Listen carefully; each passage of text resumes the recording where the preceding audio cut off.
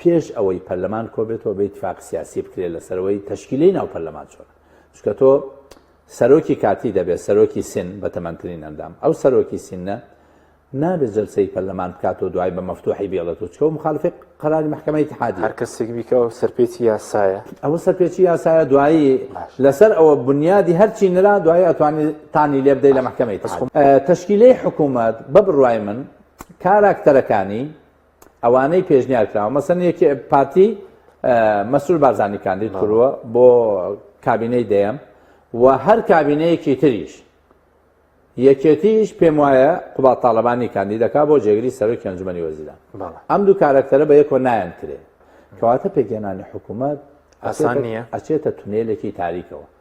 ئەگەرێک هەیە کە بخرێتە دوای تەشکیل دوای هەڵبژاردنەکانی عێراق. باش بەزمەوەسا دەڵێن وەکو چۆن فشار کرا بۆ هەڵبژاردنەکە دیزاین هەبوو ڕەنگە هەر وڵاتانی دراوسێ بێنەوە و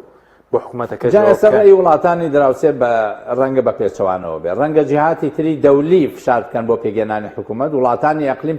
فشار بکەن بۆ پێک نەهێنانی حکوومەت و کۆبوون بەڵ ئەمە زانیاریە ئەمە زانیاریە. باش بەس ئەگەر لەدایکیش ببێ ئەم حکوومەتە لەدایکیش ئەم حکوومەتە لەدایک حکوومەتێکە لەوەی پێشوو باشتر نابێت ینی بە دڵنیاییوە لەوەی پێشوو باشتر نابێت ینی حکوومەتێک لە 13 ساڵان نەیتوانی بێ بوجەدانێ ئەم حکوومەتەش ناتوانێت ئەی پێویست بە نەوت و موچە لەگەڵ بەغدا و بە کورد و کرمانجی ئەبێ بەغاچی پێڵێوە بکە حکوومەتی هەرێمیش سوێنی خواردووە کە نابێ بەغاچی بڵێ ئەوە بکە ئیلا عەرقە لە دروستەکە بۆیە مەسئلەی موچە مەسئلەی بوجە و خۆی ئەمێنێت